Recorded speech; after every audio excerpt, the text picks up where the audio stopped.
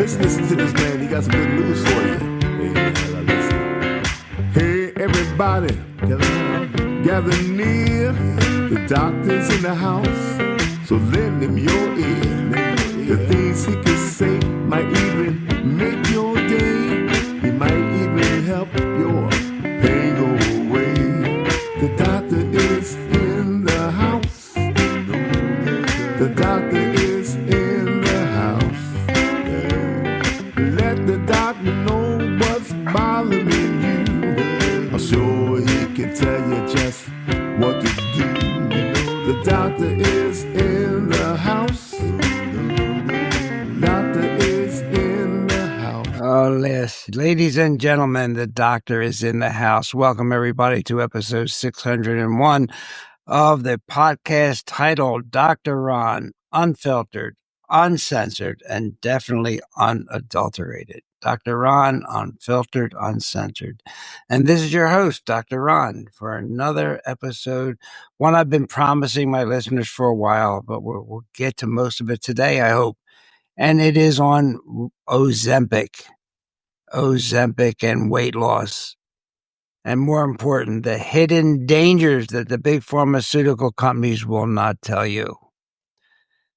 And get ready, because it's just like Jack Nicholson. You want answers? I think I'm entitled. You want answers? I want the truth. You can't handle the truth. Well, wellness warriors, let's see if you can handle the truth. Take care of your own health. Become a warrior for your own health. And listen to Dr. Ron, Unfiltered, Uncensored, so I can give you the latest medical insights and advice and self-care tips to enhance your well-being. So join my thousands of listeners on this journey, ladies and gentlemen. But as usual, there's always rabbit trails, right? And I have to talk to you about two before we get into the program today. And one is, I did a program, and thank you for your feedback. It seemed to be well received. It was on microplastics. But something came up this week that I have to report on, and that is the black plastic. Black plastic. You know, I want you to avoid plastic, but black plastic might be a specific type of plastic to avoid in all cases. Think about your black spatulas, your to-go containers used for foods like rotisserie chickens and sushi, and black coffee cups and lids. Well, where do you hear this? Can you handle this? These plastics are made from recycled electronics and are full of chemicals like flame retardants. And you know they are known to be cancer-causing. They are endocrine disrupting chemicals, and they are terrible for your neurological health. And we talked about neural diseases last time. So black plastic to be avoided, and receipts, something we all touch almost on a daily basis, are made from thermal printing paper that uses BPA as a heat-activated color developer, and BPA-laden receipts readily transfer this chemical to your skin. So I have to tell you about it, something that you might want to be careful of, the black plastics and the receipts. And one other thing, I'm sure most of your cardiologists don't even know about this, and they don't even think about it. And that's what happens when someone with a pacemaker gets into an elevator with people talking on their phones. Innocent, right? But you know, studies are showing that this could be dangerous. And why, do you say? When your phone struggles to get a signal, like in an elevator, in a parking garage, or in a basement, it does something very disturbing. It can increase its radiation output by 10,000 times the normal level. In places like elevators, when people are on their phones at once, more than one person on their phone, the radiation levels can potentially affect the proper function of various implantable electronic devices like pacemakers, insulin pumps, etc. So think about it. How many times a day does someone with a pacemaker share an elevator with people checking their phones or making calls? I don't think it's a rare scenario, ladies and gentlemen. So, our heart is an incredibly sophisticated electrical organ.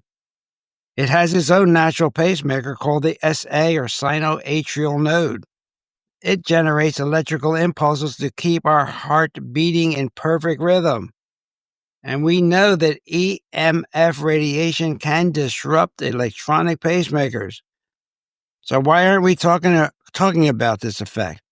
Okay, I'm not going to go deep into that rabbit trail, but plastics and using your phones around people with pacemakers, especially where it's hard to get a signal.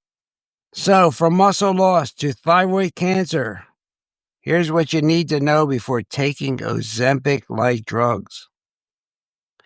So welcome back to this medical podcast that's growing in popularity, Dr. Ron, Unfiltered, Uncensored.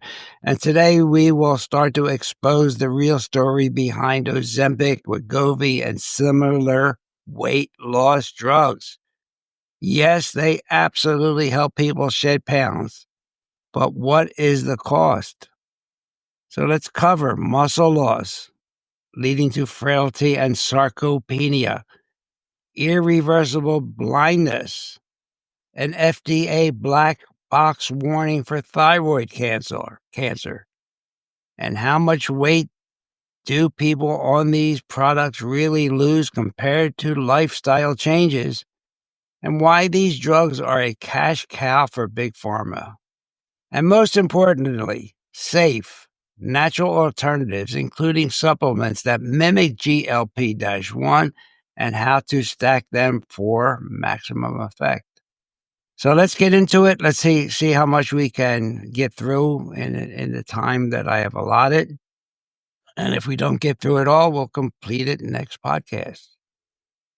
So let's start out with what they don't want you to know.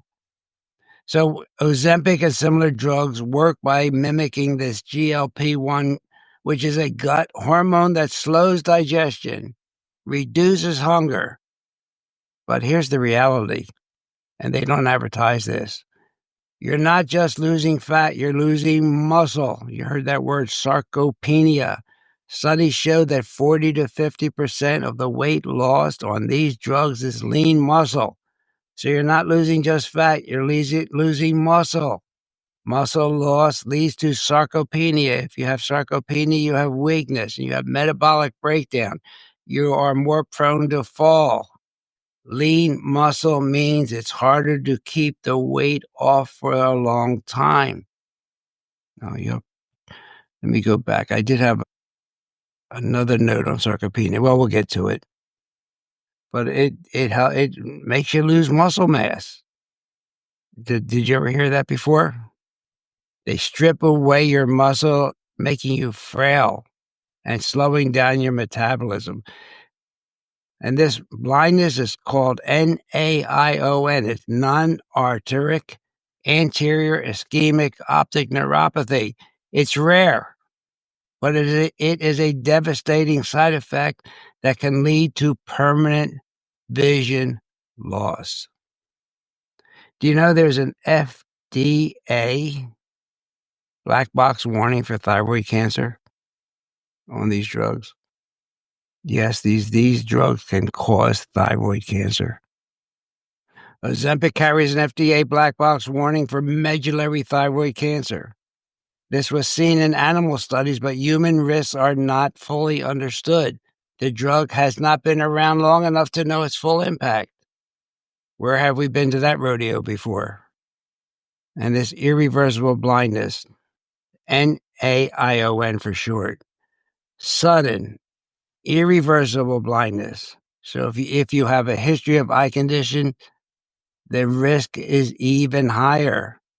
The weight loss hype versus reality. Well, clinical trials show the average weight loss on these drugs is 10 to 15% of body weight. But you have placebo groups that do not take the real drug, just the shot. They lost weight too. proving that lifestyle still plays a major role. And here's the kicker.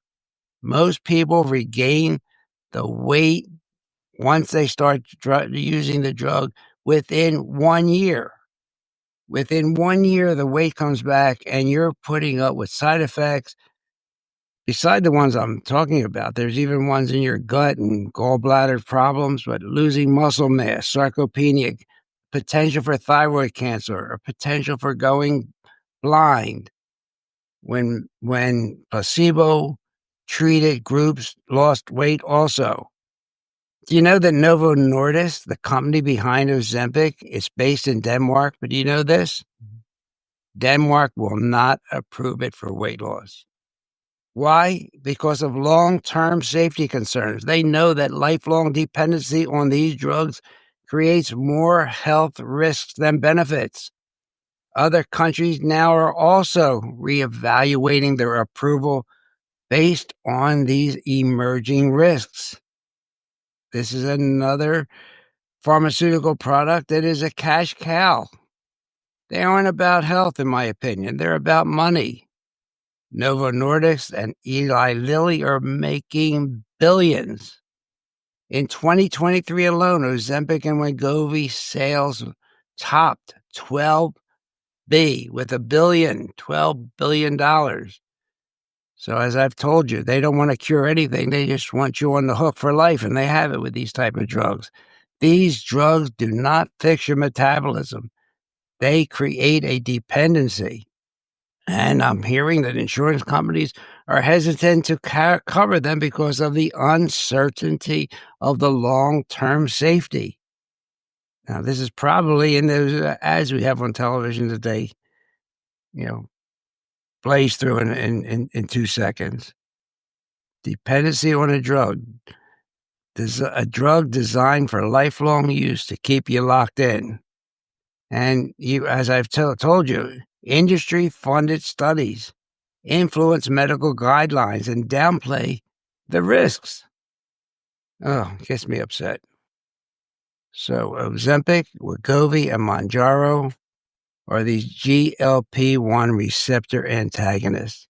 And they were originally developed to treat type 2 diabetes by slowing down digestion and reducing appetite and stabilizing blood sugars. That part sounds great, but what the commercials don't tell you is what I just told you. Are you willing to take that risk?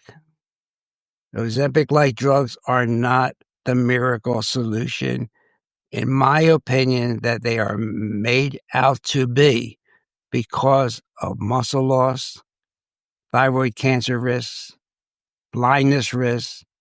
The weight loss is temporary, but the health risk can be permanent.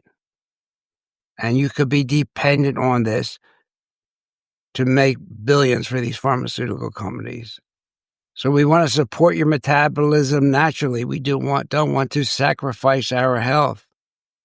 Now, as an aside, you'll hear about Ozempic and Mounjaro having a connection to venom-derived peptides. But it's not as dramatic as some conspiracy theories suggest. There was a drug called exenatide, an older GLP-1 drug that was originally derived from Gila monster venom. But the scientists discovered that the saliva of the Gila monster contained exendin-4, a peptide that mimics GLP-1 and lasts longer than the natural versions. That paved the way for GLP drugs. But the Ozempic and Mounjaro are not made from venom. Exenatide was directly sourced from venom, but Ozempic and Mounjaro are fully synthetic and lab-engineered using recombinant DNA technology. They are not extracted from venom, but are inspired by the same mechanism that was first discovered in the Gila monster. And why did I bring that up? Because venom-derived peptides are common in drug development. Many painkillers and blood pressure medications have their origins in snake, cone snail, and spider venom. The Venom angle helps scientists discover how GLP-1 activation could be extended to improve blood sugar control. But Ozempic is not from Venom. So what can you do? Well, I have some good news, and I'll get through some of it for us. You can support, ladies and gentlemen, weight loss naturally by increasing GLP-1 without the risks that we just talked about. One substance called berberine, and it's been labeled the natural Ozempic. Berberine activates an enzyme in your body, the metabolic master switch, AMPK. It increases GLP-1 naturally and stabilizes your blood sugar. And studies show it is as effective at metformin for insulin resistance. Let me get to my notes here for a second. It also lowers your cholesterol, reduces gut inflammation, and helps with weight loss in multiple clinical studies. So that's berberine. We talk about probiotics and prebiotics because certain gut bacteria stimulate GLP-1 production. Probiotic strains like Akkermansia and Bifidobacterium can help. Fermented foods like kimchi, sauerkraut, and kefir also work. So we have berberine number 1, probiotics and prebiotics number 2. Number 3, fiber and resistant starches. Soluble fiber feeds gut bacteria that produce GLP-1. Psyllium husks, flax seeds, green bananas, and even though I didn't put it here, I did read the yellow bananas also, are great options to stimulate GLP-1. Intermittent fasting and exercise. Fasting naturally boosts GLP-1 levels. Strength training prevents muscle loss and keeps our metabolism high. Lean body mass, right? Remember that the Ozempic type drugs cause sarcopenia or makes your muscle go away. And there are other supplements, and people are now naturally losing weight by stacking them, which means using them in a certain order, like berberine plus alpha lipoic acid, chromium plus inositol, magnesium plus adaptogens, and we can throw in cinnamon in that mix. All right, so I will have the dosage and schedule of these natural alternatives boosting GLP-1 without drugs in our next podcast. We'll talk more about stacking and peptides ever become legal again. You'll hear more about peptides and how you can stack them. So, final thought is that Ozempic-like drugs are not the miracle solution they're made out to be, ladies and gentlemen. They cause muscle loss and thyroid cancer, even blindness. The weight loss is temporary, but the health risk can be permanent, and they make billions of dollars for the pharmaceutical companies. But what's the real solution? Support your metabolism naturally without sacrificing your health. So, ladies and gentlemen, if you found this episode valuable, share it with someone who needs to hear the truth. So until next time, stay informed, stay healthy, and stay unfiltered and uncensored. Love you. Have a great week. We'll have Freddie take us home. Hey everybody, Dr. Ron's finished for today. I hope you got some good wisdom for what the man had to say. If it's all about good health, he's the man you got to see. He has a lot more answers for you. So tune in next week when the doctor is in the house. Or when the doctor is in the house. And let the doctor know what's bothering you. When the doctor is in the house. The doctor is in the house. The doctor is in the house. Let the doctor know what's bothering you. sure he can tell you just what to do. The doctor is in the house. The doctor is in the house. Let the doctor know what's bothering you when the doctor is in the house. So if you have a pain, call the doctor. If you have a strain, call the doctor. Let the doctor know what's bothering you when the doctor is in the house. The doctor is in the house. See you next week.